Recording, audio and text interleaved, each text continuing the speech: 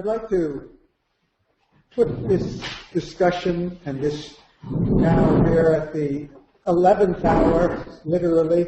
We've been at this in different combinations of people for 11 days. Tomorrow is the last day of the second course. But I'd like to put these courses and this very valuable and rich discussion in a wider context of the work of the Academy. Up until, I would say, December of 2010, the basic approach, the Academy from its inception was established to address global social issues. That's why our founding fathers created this Academy. The world they didn't need another Academy. They certainly didn't need to honor themselves by calling themselves Fellows of the World Academy. They were already super honored. But they were concerned that the present institutions, even the institutions of science, including all the sciences and arts, were not sufficient to bring together a transdisciplinary view, to apply knowledge and see the implications and consequences of knowledge on global society. Up until about 4 years ago, the Academy's approach had been, like everywhere else in the world, we looked at problems sectorally. We had a long-standing program on ecology, which dates back to the late 60s. Population was a concern. We had programs on information technology going back to the early 70s in the Academy. We've been focusing on the employment issue back from 1999, I can't remember before that. And various sectors, we've had issues concerning with governance, and of course the nuclear issue, global security issue, was one of the main concerns of our founding fathers because so many of them were involved in creating the problem in one way or another in the first place. But it became clear to us, especially after the global financial crisis, maybe more concretely clear, that one of the problems was that not only practically and institutionally, but also conceptually, we had a problem that we were looking at these things as if they were independent problems that could be addressed independently. Whereas the closer we looked at them, the more clear it became of how close the linkages were. I think this is too evident to need illustration, but one which struck me very much was the problem of employment. Because more and more the problem of rising levels of unemployment has become directly connected with the problem of social unrest, fundamentalism, terrorism. In India, back in 2005, India introduced, and still runs, the largest public employment program in the history of the world. And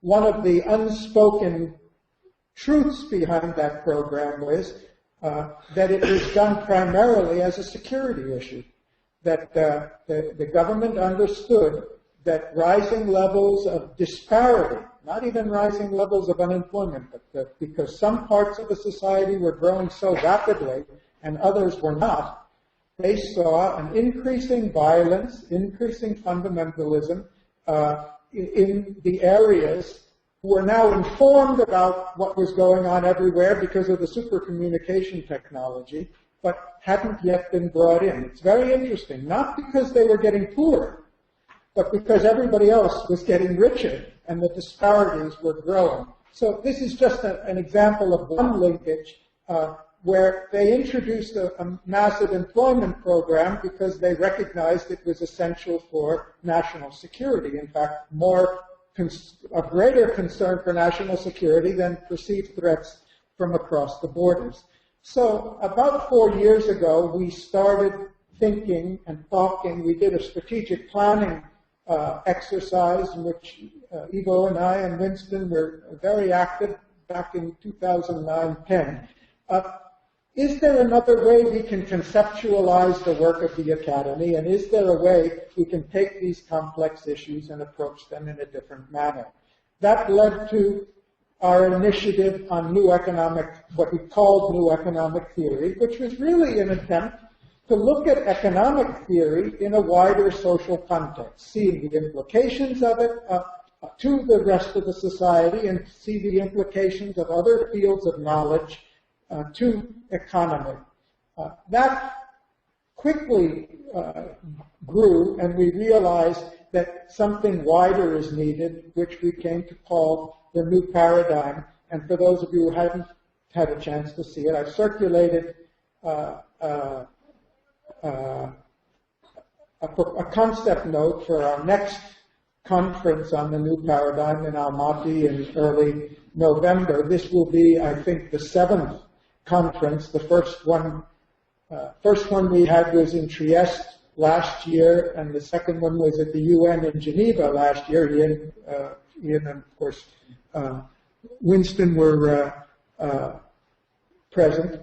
We had about 200 diplomats at that meeting. And after that, we've had a succession of them. And now what we've done is we've brought in other organizations. We've been working very closely with the Club of Rome now for the last almost 3 years on issues related to new economy. And now Club of Rome is working with us on this new paradigm project. And we're bringing in other organizations from other perspectives and other disciplines to help contribute to see that we get a more and more comprehensive and inclusive perspective, not only on economic issues or ecological issues, but security issues and governance issues. As we've done this, and we're continuing to do it, and we have another conference coming up in April in Baku, which we hope will be a further culmination in this process, we also recognize at the same time that there are limitations to what you can do in a conference, that you get very bright people, you put a lot of important issues on the table, and you end up not having enough time to deal with any of them. And so we decided to try taking this to the next level of trying to develop some course experiences. This is really, this program and last week is more of an attempt to create a course than to teach a course. We're bringing together a very interesting group of people from a very wide spectrum of disciplines, and unfortunately not all of them can stay with us for the 12 days, so you're seeing the last, you're part of the last of the group. But fortunately we've captured it all on video. The whole thing will be up on the web next week. And we've also had a number of people from the U.S., from as far as India and Philippines, from Europe as well, who have participated remotely, mostly passively, but a few of them have actually been interacting with us verbally or through written questions. We're trying to experiment with how we can take this process and develop things more richly. Last year, we founded the World University Consortium, and one of the reasons for doing that, and of course IUC is one of our charter members, we're very proud to have you as one of the charter members, because we recognize that we need to have much stronger linkages with the whole academic community, the whole university community, we are trying to be a bridge between all the stakeholders, not the universities at one end, but some of the organizations like Club of Rome or Green Cross or Club de Madrid or others who have knowledge, UN, who have knowledge in the field. We're trying to see how that might affect the future of the curriculum and actually experiment with it.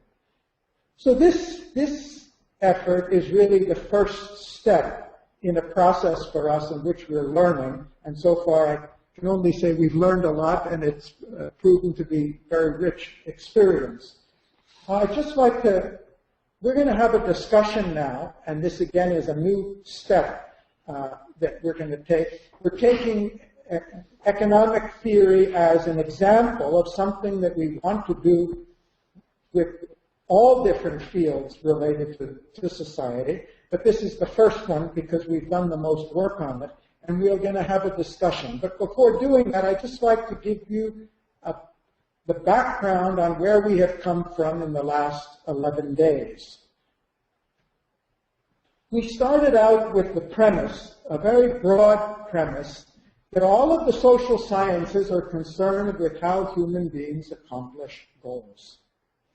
Consciously seek to accomplish goals. Those not just goals related to wealth, well, related to governance, related to the use of power, generation and use of power, peace, prosperity, knowledge, science, psychological goals, spiritual goals, whatever it is we're seeking to do. And we're asking ourselves, the question is there anything common between the processes that we as human beings use to pursue many different goals that could help us in moving towards, how far towards remains to be seen, towards a unifying foundation for the social sciences? This is the second course. The first course we've been looking at the problem or the challenge from two perspectives. The first one, we were looking at it from the perspective of the individual. How do individuals accomplish their goals? And equally important, what is the role of the individual in the accomplishment of social goals? And it was a very exciting activity, because when you look at some of the outstanding achievements of humanity over time, and you see how many of them can be traced back to the initiatives or the personal capacities or the personal commitment of a single individual. I was quoting Margaret Mead, who said, I'm paraphrasing, all great accomplishments can be traced back to a small group. And that's the way we start with somewhere. Whether it's an individual or a small group, we're the catalyst. Individuals are the catalyst for change. So we wanted to understand the role of the individual, which is often not discussed in the social sciences, where we're looking at the macro behavior, we're looking at the statistics and the norms. And if we can do that in physics, where every subatomic particle is the same, even if it's unpredictable, but we see the disproportionate role of some individuals in society, and we thought we need to understand that. We can't have a real science of society without understanding this phenomenon. And now this week, we're trying to look at it from the perspective of the collective.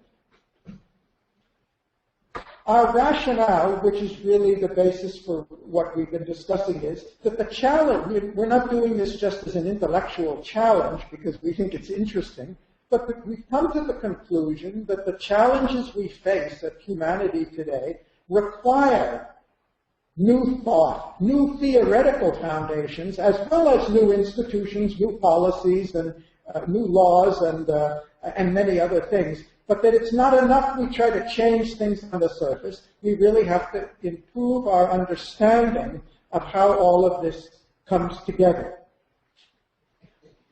We know that knowledge is powerful. We've seen the benefits of that knowledge in scientific disciplines, and in every discipline we've benefited from it. If we're lacking some of the power we need to deal with our problems, our premise is that there's a greater knowledge we need. So let's look beyond what we have done up until now. We're not trying to throw anything out or reject the value of any of the scientific achievements in any of the fields. We're trying to see, is there some boundaries we need to transcend? And maybe this is one way to do that. I think as Ivo and Ian both mentioned, we're in a moving context now, a very rapidly moving context, which is maybe another justification for this. In terms of speed, things are changing greater than ever before. In terms of space, we've gone from the local and the national to the global level. We're hardly able to keep up with the pace of the changes in acquisition of knowledge, at least in some fields. The whole global social organization is unfolding before our very eyes, most visibly in the internet, but it's happening at all levels. More than we can understand, more than we can even track and measure as it goes along. Different fields and different activities are getting more and more integrated with each other. It used to be things could be somewhat separate, but now every field is dependent on, related to virtually every other field. Industrialization was pretty much divorced from science and education up until about 1850. In fact, in fact, technology development was pretty well divorced from science until really 1900. It was the thinkers and inventors who were doing the invention, and the scientists were doing something else. Nowadays, everything is linked to everything else. This is a theme. I only mention it. It was a long discussion last week. But we seem to be discovering, society seems to be discovering ways to bring out more of the potentialities of human beings than in the past. More of the potentialities of more people. We have new technologies for that, like education. And things are all of this means a greater complexity than ever before. These factors suggest that our knowledge needs to catch up with the complexity of the global situation, and that's our fundamental rationale. If we want to look at the issue in its totality, we've concluded we have to look at it from multiple perspectives. We have to look at it from the level of society and how society operates. We have to certainly do, as Ian has been saying, we have to take into account the impacts of society on the environment and vice versa, and include that in our conceptual framework in ways that we have not done very well up until now. We have to understand the role of organizations, national, international, local, of all types, formal and informal, in that process. And we have to also understand the role of individuals in that process, maybe better than we have understood them up until now. And we have to understand how all of this comes together in particular events in space and time. So this we're trying to map out, and we did it in many other ways too, but we're trying to map out the totality of the field in which we're exploring for new ideas. We have had a lot of discussions on why we should be doing this, why there's a need for an evolution of science. We've concluded that the fragmentation of the disciplines, which was very valuable strategy up to a certain point, is increasingly a limitation on our further progress. The application of concepts of society as mechanical concepts of society, mechanized concepts of society, which may lend themselves to mathematics very well, but ignore the human dimension, ignore the role of values, ignore the role of attitudes, ignore the role of trust or distrust. Psychological and subjective factors need to be taken into account. I've mentioned the individual part of this. And so it led us, this is a basic rationale for coming here. We thought and discussed a lot and debated a lot about transdisciplinarity and what fundamentally that would mean for us, that it at once addresses issues between disciplines, across disciplines, and perhaps beyond individual disciplines. And one of our purposes in the last 2 weeks is to say, what lies beyond individual disciplines? Is there some commonality beyond that?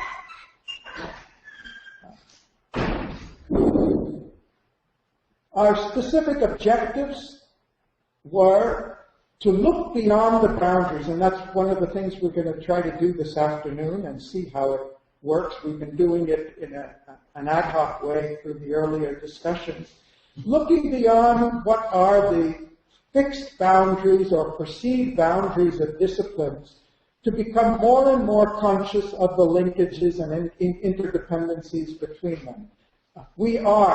All the disciplines are aware of many of these things. Many of them we consider externalities, but we'd like to see what happens if we try to map in any field, in this case, the field of economics, how much it depends on its interactions with all other fields. Boone mentioned an important point, and I hope we have time to come back and discuss it later, as to who's going to set the values for this and who's going to decide what's desirable about this. I think that's a fair question. Our concern is that that's happening all the time. Whether or not we may pretend that we're only scientists detached from reality and discovering the way things work, but in fact every social system we have has implicit values in it that are determining the outcomes. Our present policies, the present way our economic system works, decides how the benefits are distributed, and Ian gave a number, it decides what those outcomes are. So our goal is not to say that we're going to sit up here on Olympus and decide what the values are and decide how the system should work. What we'd like to do is make the implicit values explicit and show that where the values, you can only consciously control something, you can only control something when you're conscious of it. Too many people today believe that unemployment levels are inevitable, that that's just the way economic market systems work, and we have no choice. That's not true. Too many people believe that this economic consumption of the planet is inevitable, and it's after all, it's either that or prosperity, or it's getting more, or we have to destroy the planet. And that's not true. I don't think it's true. So we want to make explicit the assumptions. And if Alberto Zucconi were here, he's a psychologist running a big institution in Italy, he would argue that in all of our sciences, our social sciences, we're filled with implicit value judgments and decisions, and part of our task is to make them explicit. So society knows the choices that are being made and can decide whether it's capital investments in plant and machinery that should be encouraged by depreciation allowance, and we should be taxing payroll, or we should be doing, as Ian said, maybe something very different than that, because that's also a market economy, but it's a market economy that's reinforcing different behaviors. So we want to look behind. We want to also search, and a fascinating experience for me in the last 12 days, 11 days, to see how much commonality we could find among the social sciences. And from different fields, whether it was from law or economics or political science or psychology, we were using the same terms to talk about problems, rather than each having our own language. And we're going to try to explore is there something we can build out of this? Is there something more fundamental we can learn about? It's the same society, whether we're governing ourselves or producing wealth or fighting wars. There's only one society. We're the same human being, whether we're raising families or being in a profession or being in politics or fighting on the battlefront. There are different aspects of human behavior. Isn't there some commonality, fundamentals that we can understand? So that's a broad rationale for what brought us here. And now, in very, very brief summary, I have listed, it's not an exhaustive list, and some of you may like to modify this list, but I think those who are not here would feel at least that the items they flagged in the discussions are on the agenda. The first one belongs to a different category. We've all been talking about the importance of values in determining how social outcomes are placed. My purpose in showing this list is that we'd like to have a discussion this afternoon specifically about economics. Whatever thoughts you may have, with regard to as many of these factors as we've identified, to see what relevance, looking at economic theory from the perspective of these variables, may help us see the way towards a greater integration and towards a more effective science. We propose to do the same thing with the other disciplines as well, but this is kind of our first case. So values has been a constant throughout our 2 weeks. Knowledge. the social construction of our knowledge. As Alberto said a few days ago, science doesn't discover reality. Science creates a construction of reality, an interpretation or a perspective on reality. Which works. Huh? Which works. Yeah. Right. Which works sometimes, and which sometimes doesn't work. And if it doesn't work, it's also. And so the question is, to what extent, that's what I think Ian meant when he talked about Newtonian laws in economics, to what extent are the laws of economics really Newtonian laws? Are they fixed? Are the determinations set? To what extent could they be different? How much is this a social construction of economics trying to imitate physics, and how much is it a real nature of the way economic systems work? This morning, Ivo spoke about rationality, about the limits to rationality. Limits in terms of how rationally we're behaving, and limits to what might be the inherent limits in the way we're using the mental faculty. That's another big topic. So, social power, which I know you were talking about, this is a term that was coming up everywhere. If we think about social power, it has many connotations to it, because we think of social power as who's really the power behind the throne that's determining how things happen. But in a more general way, all the capacities of society to accomplish are expressions of social power.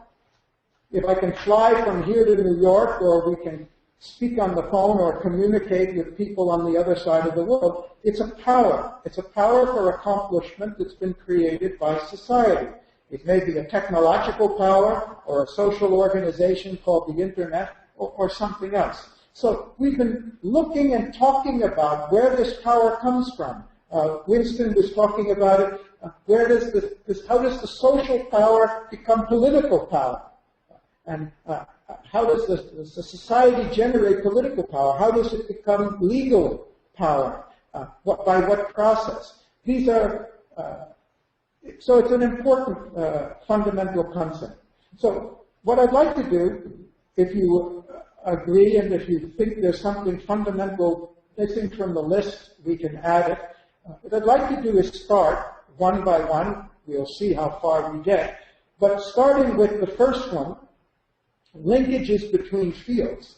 Could we just enumerate and identify all of the factors that determine how non-economic factors that influence and determine how economy works?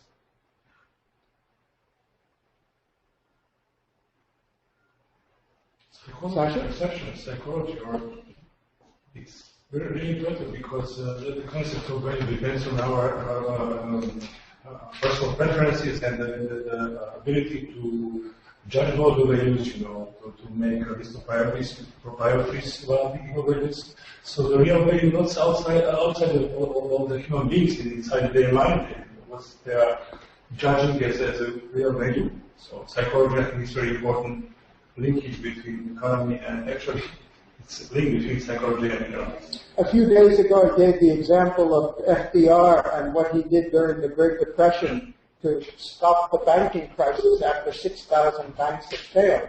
And essentially, the President of the United States got on the radio and talked like a psychotherapist to the people and said, your real problem is not in the economy or in the banks, your real problem is you're afraid.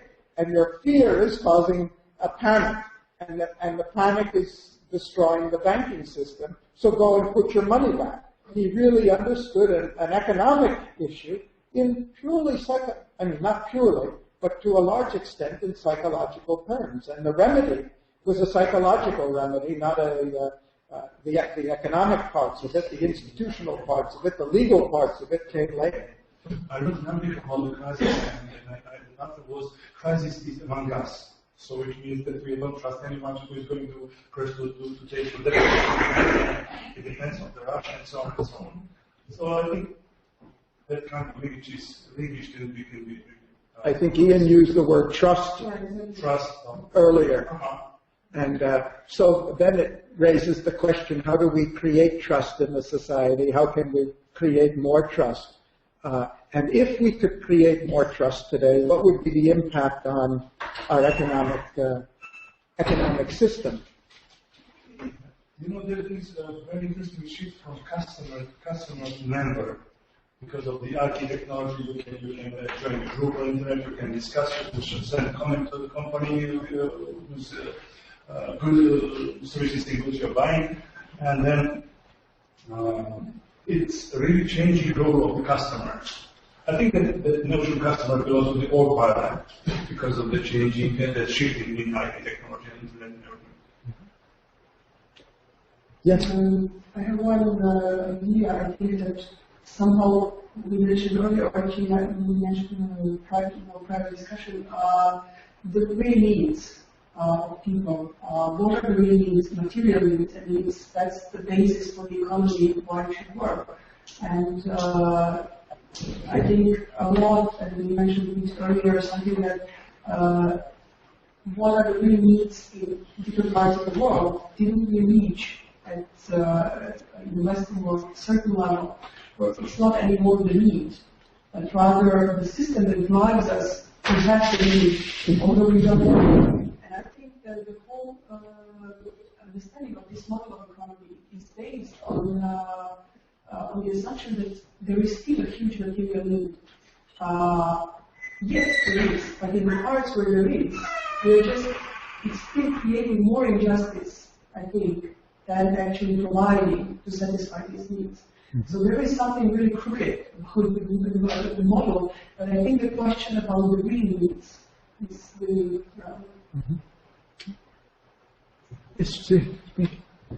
one of the major problems that we are facing is the huge gap between the real and financial economies.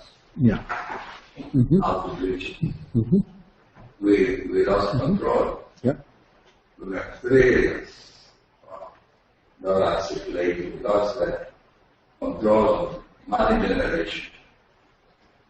And there are ideology and politics influencing the country. From United States, China, Russia, India, Brazil, we see that type of improvements to really efficiently allocate resources to meet the needs. And then when we're talking about needs, we need to differentiate needs and wants. These are the different things. Yeah, we have too much emphasis on wants, but we not necessarily have the rational thinking. Thank you. One thing I didn't see in the list, and actually, seems to me the one thing that economics has that can be good and bad is the notion of a common denominator, a metric. Yeah. Metric to measure. And the metric that we use in economics is essentially real dollars. And that, of course, is part of. It's a good thing that you've got a metric that you can put everything on a level playing field. So a unit of labour, a unit of natural capital, a unit of capital, and you can, in theory, make a price service and then compare them. And then you can look at the judicious mix that gets you the most bang for your dollar. The problem is that it forces us into I think, a moral hazard. And so the one question is, are there new metrics that should be applied? Are we talking units of happiness, units of human contentment, units of, and I don't know what it is, but it seems to me if we don't search for the unit, we will have a very hard time getting to the transdisciplinary nature of the beast we're dealing with. So I suggest one part of this linkage is the linkage in thinking through, are there a set of metrics? We know in Bhutan, this is a rather silly, trivial example, this gross domestic happiness notion. But nevertheless, it's got something there about, is there a metric that we should be discovering now that is transdisciplinary in nature? Can I follow? There's something called life quality research, which takes place in my discipline and also in borderline between economics and psychology. What did you call it? Social science, life quality. Life quality. Yeah, Mhm. which is an attempt to find some metric. When you ask people, it's based on questionnaires, which means that it's limited in terms of how well you can measure it, because there are always problems related to survey research. But that's an attempt at least to come up with another metric. Yeah. Could I also add, I mean, I was looking, when you talk about economics, was resources in this list? I was trying to list social phenomena that impact, on economics rather than the concepts that are central to economics themselves. Okay, But we can list it, of course. Huh? Yeah. No, you mentioned social. Social resources. Well, yeah, we put social capital and human capital on the list. Yeah. Because what you talked about when you mentioned social power, I guess this is a daring enterprise, because we would probably have different definition of some of these concepts. So we could agree on some of the concepts on the list, but we could mean different things. For sure, we will. We will. But there is nothing bad in that. I think, it's sorting of certain things. We can always resort them in a different way.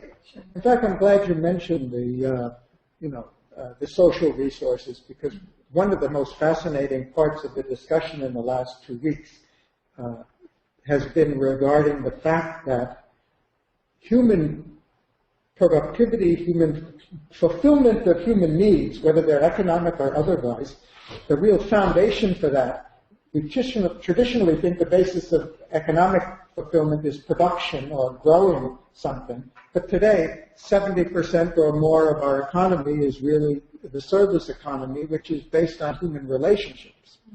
And when you get outside of the economic sphere, when you get into the political sphere of what gives us a sense of social stability or participation or psychological fulfillment, it's 99% or 95% human relationships. So what is how do we understand the underlying role of human relationships now in the context of economy? Now, Zvig was talking 2 days ago about networking, and networking is what in our efforts is a more organized or formal or comprehensive form of social organization. We have many types of social organization, some of them very loose and some informal, some of them becoming more and more complex, more sophisticated, more dense today. And then you were talking this morning about clusters as a specific application of that. So to what extent do we think about the role of social organization in economics, if it's there is industrial clusters today? What happens if we look at the entire field of economics as a field of networking? Which of course, consumers organization. I mean, the market is really a networking device. The money is really a networking tool to facilitate exchange. We see the whole society is developing its capacities for social organization and networking. How does that impact on our theory in economy? It's an example of the social resource. It's very fascinating. Yes? As a suggestion, another question still. Let's say taking a look into these items, one is what presented with the professor, limits of rationality. But let's say my problem is you were in our discussion in Hyderabad. My problem is just to understand, let's say, the money as such. Because money is invention, human invention. So from that point of view, if you compare, for example, in mathematics, numbers are human invention. Numbers that doesn't exist in nature, like oil or whatever. But in some theories, mathematical theories, we have inherent contradictions. The problem to understand some, let's say, part of mathematics, which are connected to the Gödel theorem, and we have contradiction despite the fact that the claim they are consistent, they are not. So understanding of some, let's say, mathematical structure we have a problem. We have a problem with our rationality. You know, what is the, let's say, consistent or inconsistent theory? On very simple level. So from my point of view is the problem in mind. Do we understand this invention completely with all this financial transaction today? Do we understand this invention? Good question. Very good question. No, obviously not, because we have a huge amount of money in a virtual sphere, you know. So this is obviously there's a serious problem. Very serious. The real economy currency, and we have the non-real economy currency. Yeah. And that's the one we don't understand. And then we have something that we discussed. And that's about 80% or more. Yeah. And then we have something that we discussed recently, and this was the question of complementary currency, which there was a report to the Club of Rome by our friend Liakar. And of course, all of you use complementary currency, for instance, in the case of frequent flyers. And of course, when you go and buy at your favorite shop, you know, you have extra points or whatever. So this Losing money. Yeah. How about, Winston, how about from the point of view of law? You know, we went last year to CERN, and we were having, the former director, our trustee, was giving us a tour of and telling us about the construction of the big accelerator, and he explained part of it was under Switzerland and part of it was under France, and 50 kilometers around. yeah. And I forget exactly what he said, Ivo can correct me, but one of the things that struck me was that you could do this in France because below 5 meters from the surface of the earth, the land didn't belong to the person who owned the plot. Whereas in the U.S., I think we go all the way to the center of the earth. We may not be able to get there. And of course, if we go all the way to the center of the earth, I don't know why we don't go all the way up to the moon also, in which case these satellites are trespassing on our private property, at least in America. So the very concept of who owns a resource is based on a legal premise. So how many legal premises are there which are determining the way our market economy functions, which are not related to the market economy? Unquestioned artifacts, and then you would have like it said, oh, personality, well, sure, that then sure, why don't we just create all kinds of other personalities? Let's create corporations, let's create multinational corporations, let's incorporate cosmocorps. So you can take many instances with some analogy to sense experience and then create, So we take something like the nation state and we want to endow personality. So we endow its geography with a certain personality, like you mentioned, in Switzerland and France and so on. And then at some points in time you begin to see, well, this is an artificial thing. You can't make corporations responsible all the way to cut across the border or whatever. So we have cut across them now, or Burger King has become Canada Burger King to avoid US taxes. And of course, one of the difficult problems that we have here is the extent and degree to which lawyers then can, in the pay of vested interests, can manipulate the system for the few. And I've been involved in some of these things because I've defended some of the nations in the Amazon. And I've had to come up with multinational corporations. Angry multinational corporations, because I happen to define the way in which those corporations may or may not enter into Indian territory to get their oil industry. They're angry about this. So yes, there's a huge amount of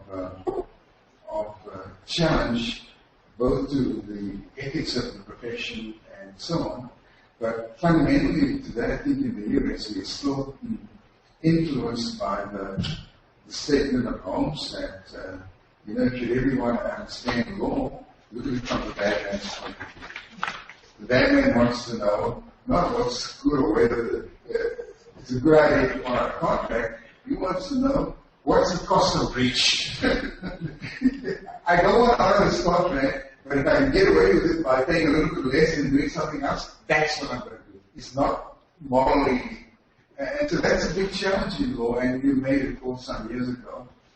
A huge number of the highest ranking lawyers in the United States were sent to jail because of the Watergate cover-up, including the Attorney General of the United States. So that's a continuing challenge, and hence this course, at least in legal theory, has been so vigorous about the defense of boundaries and that wing of the profession that says we're not bound by anything except the guy that pays us the most.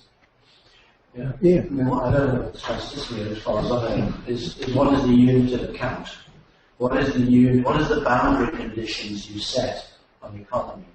I'll give you a practical example. Sweden just did an analysis of its carbon footprint and waved flags left, right, and centre about how its carbon footprint is in decline.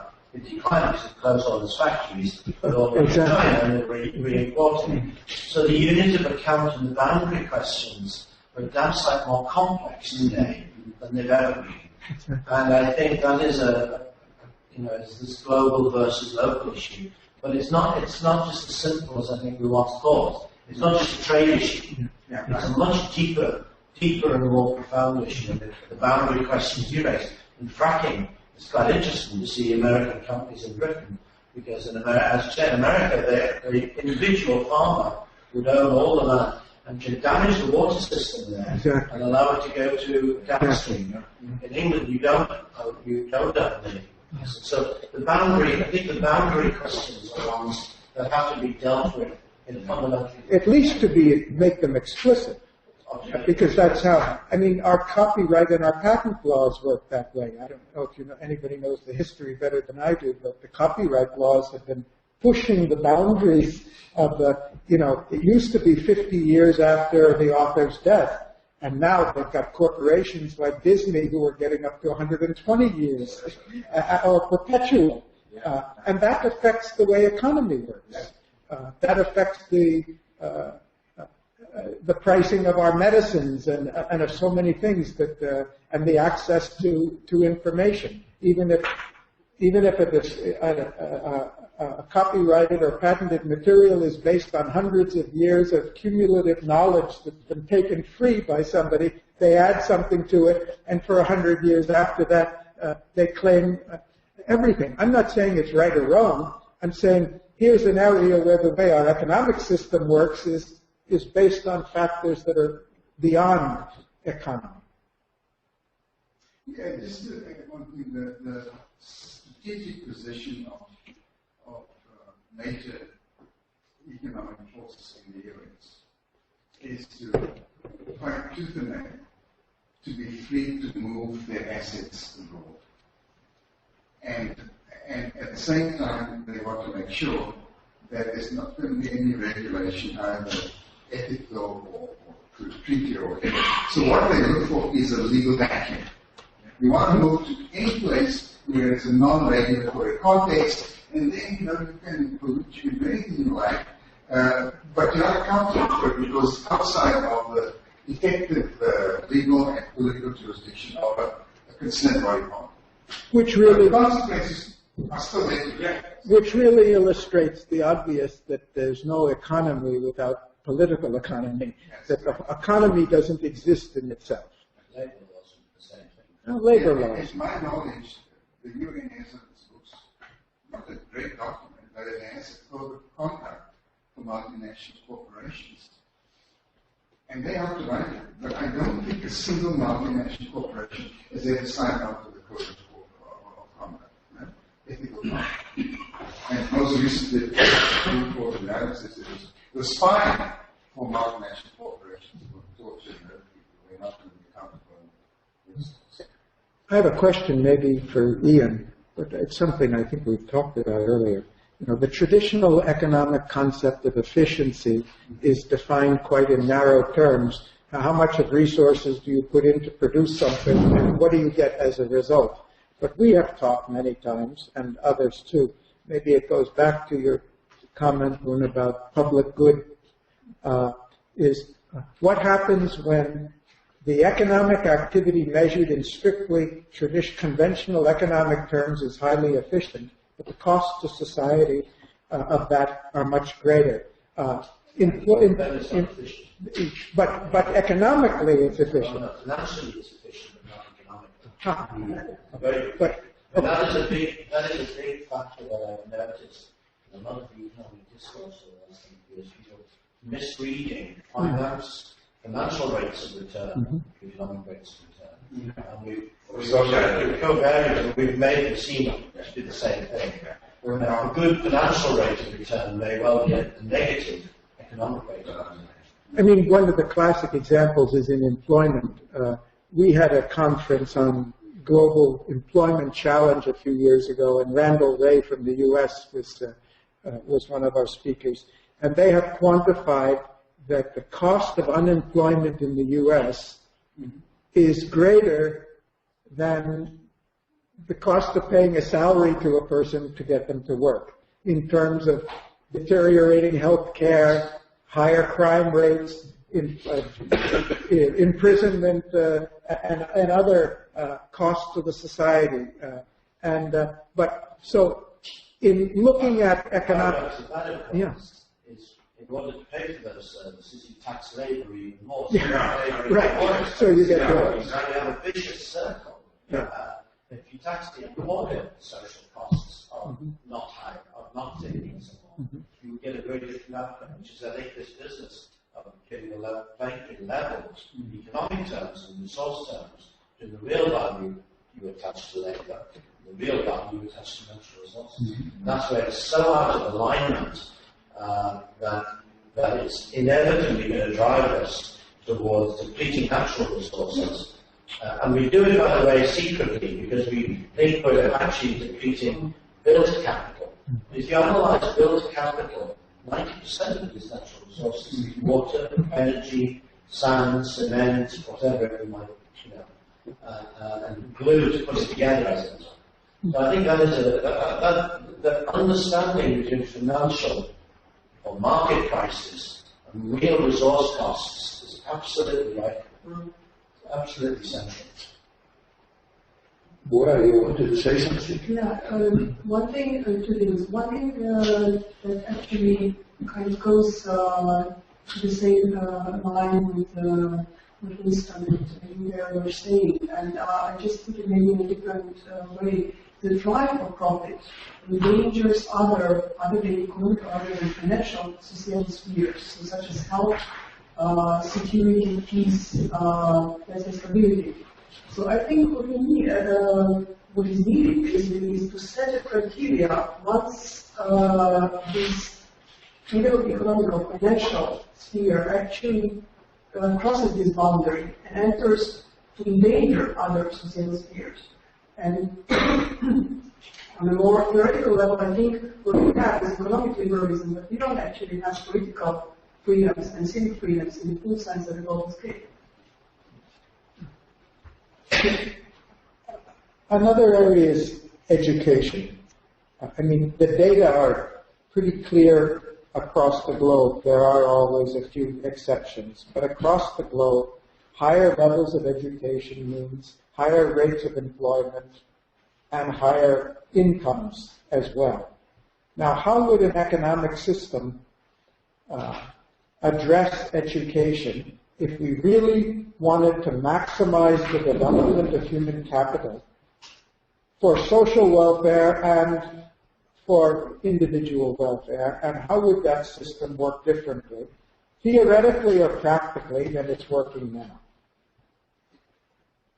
Yes? Today it was said two times public good and public good, let's say generally. Let's say if you take a look in education, from my point of view, sometimes in English it is said public service. like transportation, like I don't know what. But I think that education is much more important. Because this is something, I would say, of sine qua non of this civilization, at least as we know. From that point of view, I think that it's very important that it still should be public. This is not something on the market or whatever. Without that, I think we are somehow lost the civilization. This is not service. Public service is much more important from that point of view. So, in any terms, which is, let's say, which is, you can use from that to use some, let's say, new technology and so on, but still, this last public good, which means responsibility, which means, I don't know, some kind of control public and so on. Obviously, this is the cost. This is something we should pay, like society or individual. But generally, it should be public cost on all levels of education. And the irony, just one point on that, the irony is that on education, in almost every country, it's mandatory up to a certain level. It's not just that we provide it free. You have to have it. Now, what would be the impact on global economy if the mandatory level of education were raised by 2 more years or 3 more years? What would it do to human welfare? What would it do to the society? So this is not an economic issue today. I mean, this is a policy issue. I mean, one of the problems with human capitalist theory, or one of the problems, was that we related education to wage rates and what you would earn. And there are 2 dangers of that. First is, I think, a lot of disillusionment in Spain and other places when you've got 52% young graduates unemployed. So we've got to recognize human capital theory has to be linked with the ability to create jobs, not simply doing. The second one, well, 2 other points. One is we've got to move from a linear concept of education, which is we move 10 years or whatever through the system, stop there, and then work for 30 years. We need a new concept of continuing education that's linked with the massive changes to economic and social structure. The third thing is education is really also about the creation of a new set of global citizens with responsibility. It's not just about jobs. And I think that that's where the public good dimension of it really lies. Is education is good for education's sake, for all, and especially girls in developed countries. So I think there is, but I think it's got to go beyond just the classical narrow rates of return, which a lot of human capital theory, as you know, has spent a lot of time on. Especially in the US. But I just add one thing to that, coming, of course, entirely from my personal situation, being very old. We have now actually the situation where we have more and more of people who are quite old. So the idea that we had with the Bismarckian idea of going to retire at the age of 65 was perfect when there was nobody older than 65 in the world, or very few people.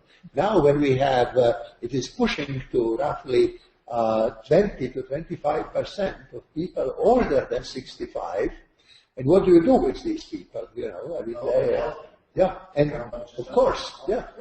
And so there is a lot of problems of this sort that, you know, we have to somehow solve. Of course, there were always old people. I mean, famous story is Verdi composed his best work when he was 70. Goethe did his best work when he was 80, and so on. But then we're unique. Now you have 55%, you know. So this is a different ball game. You have to make them useful, you know. I was just wondering, I mean, when you say religious fields, you know, there are all kinds of sectors here, and all kinds of different levels of normativity, in terms of density and explicitness of denial of it. But now when we look at economics, there are some, at least in our kind of dominant issues that stand out. And I'm just wondering whether the idea that Roosevelt had, but didn't fulfill, a code of employment rights. Which is in the second Bill of Rights. The second Bill of Rights, yeah. And I'm just wondering if that's not the worthwhile thing to pursue. In many areas, you have to be more selective. But what I'm trying to get at is, it would help if we could translate what seemed to us to be some of the obvious values at stake into a code of ethics, code of conduct. So, I'm not a drug dealer, but I'm not constrained by anything. No, here you are. This is what, this is the cost of all the protections and things we give you to become rich. We talk about the idea of responsibilities for the rest of us, maybe for the corporate and the web sector. So I'm just wondering whether we should, at the back of our minds, begin to consider whether to bring in codes of ethics for different sectors of significance in social science. Yes. I'm still in that. I'm not quite sure what we are doing here. I'm afraid, but it's trying to get you out of the box. That's all. No. We are trying to get out of the box. We're trying to get out of the box. I could be kind of. I noticed when you mentioned different economies. Your economy is the health economy, blah blah, and then you have microeconomy and macroeconomy there, which to me would be the different levels, right? Which of course you would know much better than I do. And some of these concepts here are at best sliding between levels, and some of them are more specifically at the micro and at the macro level, right? So. If that's the intention, or? The intention, I'm glad. You have every right to be wondering, because this is, as I said at the beginning, is an experiment. What we're trying to do is, this is part of a long process. Yeah. We're trying to take the impressions of the last 2 weeks and reflect on one particular topic and just see if it uncovers some things that we've been working on new economic theory from the inside of economics for a long time. We just thought, will this discussion help us flag some other issues with regard to economy that will help us in our ongoing efforts with it? So this is not intended to be an organized, output. It's a brainstorm. Okay, so in that case, I'll just drop them. Good. Well, one of the things is sort of people, demography would be a link to another discipline that's also important for the economy. Mm-hmm. And a part of that is, we talked about women, how they behave when they get better educated, and the number of children they have, right, would be an issue. And also immigration, or emigrating. So, the fact that people are moving across the globe, absolutely, which would be very relevant. I think one thing about the list here is that every chapter on the list has the capacity to influence every other chapter. Yeah. So they're not discrete. They're all. But what we try to find out is what exactly is the role of decision making in understanding the limits to rationality, or the role of decision-making in social process and energy conversion, and we can go through that's. You mentioned the education of women, and that's a good example of where our capacity to have a productive society depends on our social construction of what is the role of people in the society. To us, it's a very evident example, because attitudes in the West are different than they are in some other places. We all have constructions of one type or another. The way our economic system works, one of our fellows, who's also almost a founding member of the Club of Rome, Mario Giarini, he's argued for a long time that our economic theory only deals with the monetarized economy. 200 years ago, when Adam Smith wrote, actually 230 years ago, the monetarized economy was at less than 20% of the whole economy. Most things didn't flow through the money economy. Now, today, we've got a situation where if a mother with children decides to go to work, she needs somebody to clean the house, maybe to cook, and also to take care of the kids. So she hires people to do that, so that she can go to work. And according to economic theory or measurement, wow, we're really prospering. Her quality of life is gone. The mental health of the kids and maybe even the nutrition of the kids has gone through the floor. The family is dissolving. But we're all better off because of that. But this lies outside of, economic theory doesn't talk about. Today, the bottled water industry in the world is upwards of $60 or $80 billion. According to that, we're all much better off because we're drinking bottled water. Mostly we're drinking it because we're afraid of what's polluting the water. And if that's really we should all be drinking bottled water, we'll all be having greater prosperity, then I guess what the next thing we should do is we should pollute the air so badly that we have to buy bottled air also. And then what will happen to GDP? It'll go through the roof because something that's free and outside of the economic system is inside it. So these are just, we're looking to understand the boundaries between real reality and how we've conceptualized it. Can I add something? Of course. To what you said, it's obviously not an indication of children, but I do see that you have it in a collective sense there in saying human capital. Education skills. So to add to that, children, the education of children, if you look at the quality of education of children, they would already be looking at themselves in the future.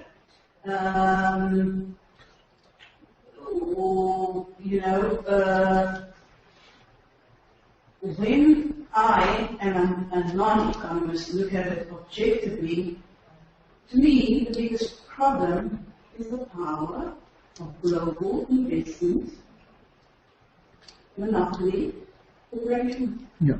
Now, is that intended to address that main problem? Because in places like Africa, they come in, as Simon said earlier, and money doesn't even come to South Africa. With settled already sponsors, America would come in and promise all kinds of advantages and benefits, and in the end, Africa is indebted to America, and the money doesn't even flow there. It goes from the bank in America to a company in America. I think that's one of the biggest problems that's got to be addressed as a matter of extreme urgency, because these corporations do not care about anybody but themselves, and they constitute the 0.1% of the globe. This is also a reason why we concluded that it's not enough we talk about economics. Winston just has written an article which is being published this week, I think, in Eruditio, where he looked at the other side of that is the influence of corporations and money on the political system. You really cannot solve you can't look at the economy independent of the political system because of that close interaction. And that's why if we're going to have a real knowledge, let alone whether we have the power to change it, but if we're really going to have knowledge, we have to look at how the political decisions are being made, what's influencing law, what's influencing the policy decisions, and how that impacts the distribution of wealth and the utilization of resources. It's a great example of that. You just said to one word, selfishness. You said it, and then the other one is sitting over there. Yeah. It's individual selfish. No self-gains. Selfishness is life. Well, if that's the theory that we're running, then at least we ought to call it. Then we ought to call it what it is and say selfish economics. Not neoliberal or Keynesian, but selfish economics. And let the politicians say that. According to the theory of selfish economics, this is the best thing we should do. Right. Yes, sir. Yeah, something related to that, and maybe continuing on what I said earlier. Coming from political philosophy, and actually what comes now mainly, it was triggered by a question of values and whether we actually had to. Huge debate, a huge discussion actually with trying to see the possible new model for the world. is, let's say, put in very superficially cosmopolitan model. And now the question is, of course, politically cosmopolitan, what it means economically, what it means culturally, and so on. But I think regarding economy, we have an issue that economies are trying still to use nation boundaries, to be nation-bounded economies for the sake of profit and for the sake of internal organization of the labor and the market and everything. But at the same time, big powers, global, they use everything else beyond the boundaries. So we have a problem. There is so-called liberty beyond boundaries, but once we need to have our own interest, it's nation-bounded. And of course, this is a big cause for wars. And this is, I think, this guides us to see very clearly another value, huge value, and it's peace, peace for all, and then securing human rights for all, and to secure basic human needs for all. And I think we are coming to the moment when all these interdependencies are not so to say, equally distributed, but they are very one way or just influenced by one side. So we need actually, there was always all the time trying just to give a framework, and now I really go deeper in the problem. It's actually to have a very strong, critical, ethical perspective to how these processes actually work. They are not very just going to develop something to make the globe. Of course, we are seeing certain problems, but unfortunately, these problems are, some of them are very continuous. They cannot be tackled in one thing or one moment only. So we have here some processes, I think, which we need to see, and especially they concern the economy. So I understood that we need the right to secure more rights, actually to claim more rights. No. Actual. Yeah. I think the structure of property rights and intellectual property is a fundamental driver. It's quite interesting to talk about large companies, and I'm certainly observing, and I suspect it's correct, that those that will be built to last and will make a contribution to society tend to be the ones that are not publicly listed, but the shareholders that tend to be the ones in the family owned. So the whole pressure on who owns what, and we're now seeing China, for example, gobbling up half of Africa with purchasing property. So the whole range of property rights, I suspect, is one. It could be a fundamental driver towards economic outcomes. And I know that maybe another transdisciplinary challenge. One theory of what you just said about China and Africa is that some of the view that China's just got a population that it cannot sustain, and so it's very hard to find sustainability elsewhere. And Africa's not certainly benefiting. Yeah. I'm sorry, what was the last thing, part of it? Africa's not benefiting from Chinese, what shall we call it? Colonization.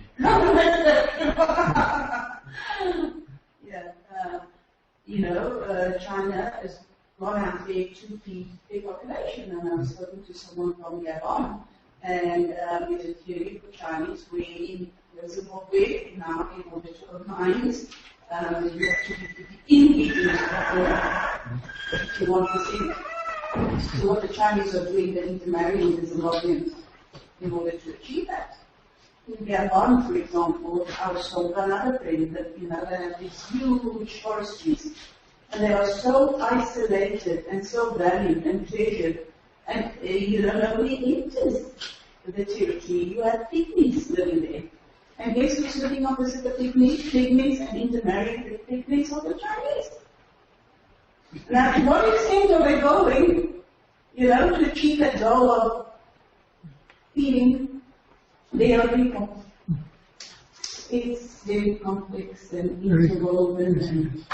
And that's the complexity we have to deal with. To illustrate it in another way, in an opposite kind of way, we we were working with Ian last year on the idea of trying to model what's happening to employment globally.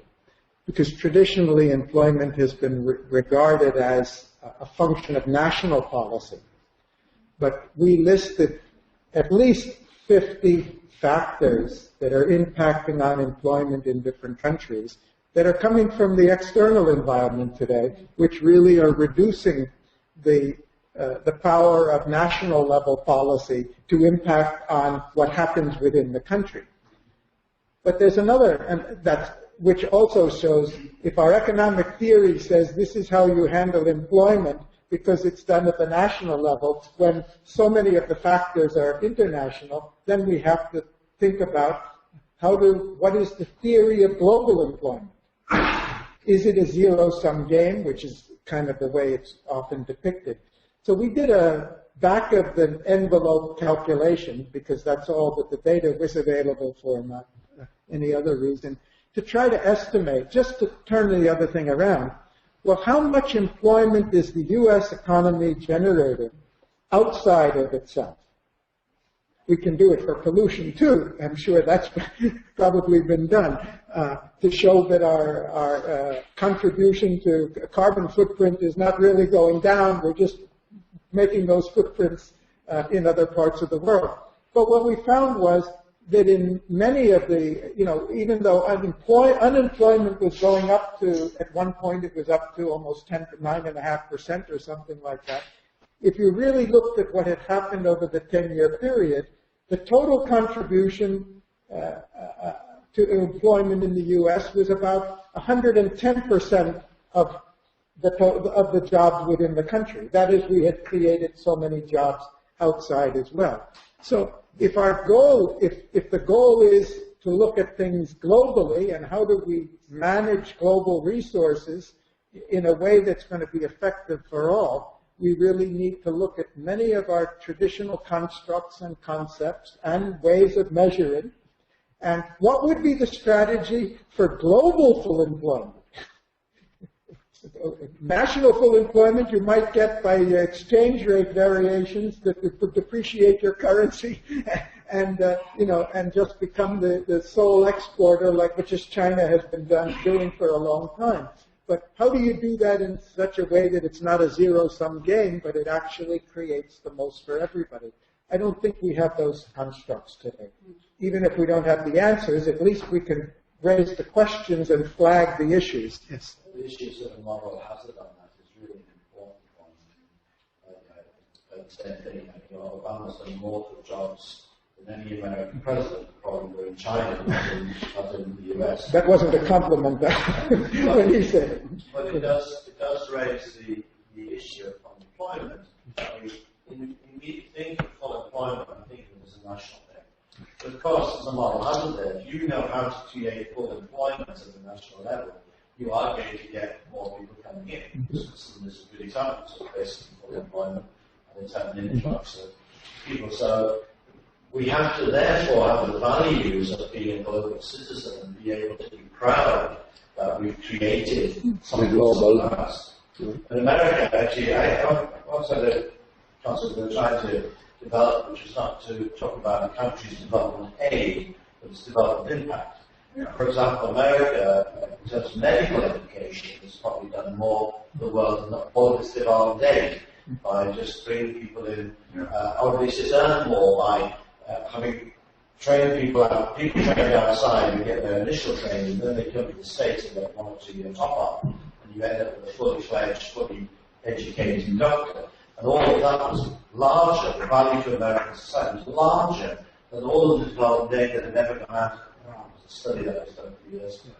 So I think we have got to decide what our system boundaries are on this, at least make them explicit. Yeah, at least make them.